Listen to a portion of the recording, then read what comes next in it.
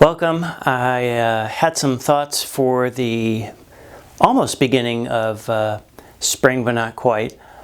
We are constantly hearing the amount of stresses and strains that many of us are going through with modern everyday life, having kids at home during the schools going into now a hybrid model, the changes that people have had to make with their work environments, changes in occupations, some having needed to relocate. The list goes on and on. And it seems like now in 2021, things haven't exactly lightened up 100%. So I figure it would help to remind a couple of the areas that seem like they are usually in the list of recommendations that I talk about with patients of mine dealing with stress, dealing with anxiety, having issues with resurgence of depression that seemed to be better a year ago, but now it's taking a bit of a tailspin. A sense of just not feeling like doing anything, not having any energy, and what we can do day to day that might be helpful. And many of these are practices that have been around for millennia. I would say that the three areas I wanted to just highlight tend to be in my list of recommendations for folks that I may see for the first or second time consulting about, well, how else can I take care of myself that would help find balance again. Those go very, very well with adequate amount of sleep, good nutrition, and physical exercise we'll talk about. But the first of these areas, interestingly, is being outside. Many have read and seen articles about the importance of out of doors, how much it can help reduce tension, reduce anxiety. There's something about humans being out in the natural world. Some would even take it to the extent of kicking your shoes off if you're outside in the grass. We all remember that feeling as kids growing up. The connection to earth. In the old Chinese model, it is a source of energy, and we as humans who live in buildings and concrete shelters, if you will, we might be cut off from that if we spend a lot of time indoors, which again has been a problem with the pandemic, many having been in especially urban areas. But we live in Eugene, Oregon, happily, a place where there's lots of natural settings, parks and trails, and simply just being out on the back deck. Back in the day, I recall one of my spiritual teachers saying the beauty and immensity he would enjoy in his backyard in Seattle, Washington. Simply looking at his garden brought him joy.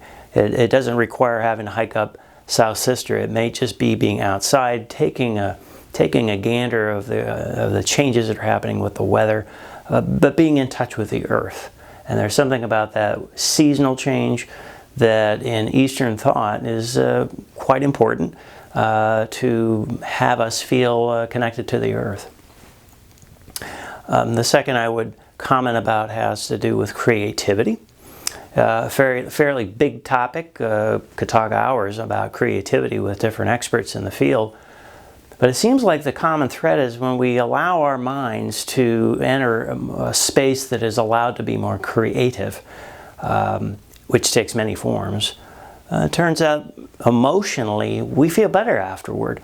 I think many agree that humans are naturally designed to be creative critters. We're not just logical thinkers, but also very astute at coming up with creative ways of producing art, maybe making something new in the kitchen with a new recipe. It might be writing in a journal, it might be writing a short story. It could be producing something in a kiln. I have clients who are avid potters who love making pottery, painting, drawing.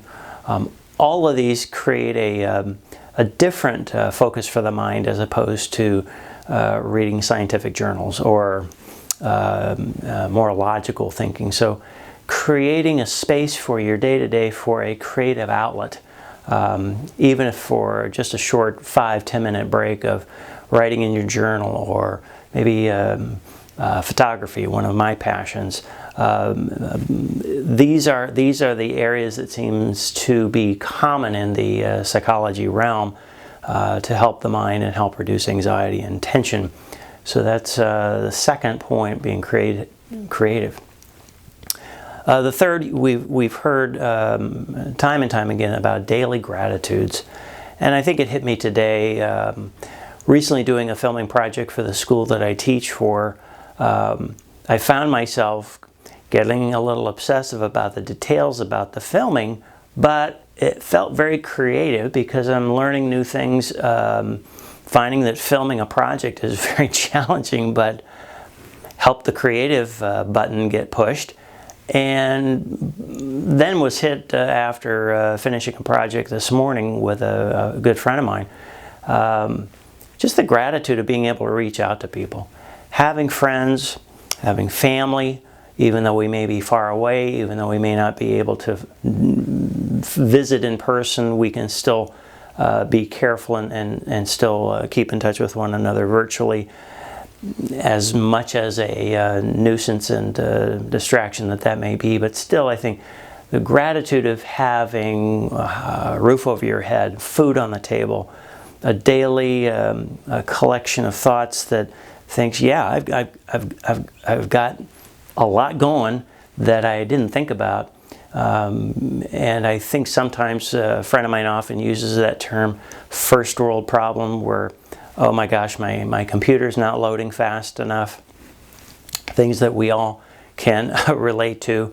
How about touching base with gratitude, maybe in the morning, maybe the final waking moments in the evening before we head off to bed, thinking of 5 things to be grateful for. It's a common practice. A lot of psychologists remind us to stay in a more positive light, as opposed to getting into the rabbit holes of daily life, which can be very troublesome. It can be very painful, full of challenges, but maybe ending the day with a list of gratitudes, maybe that would be a way to continue a forward, best foot forward as we head into almost spring in 2021. Wishing you all the best, and we'll see you soon. Take care.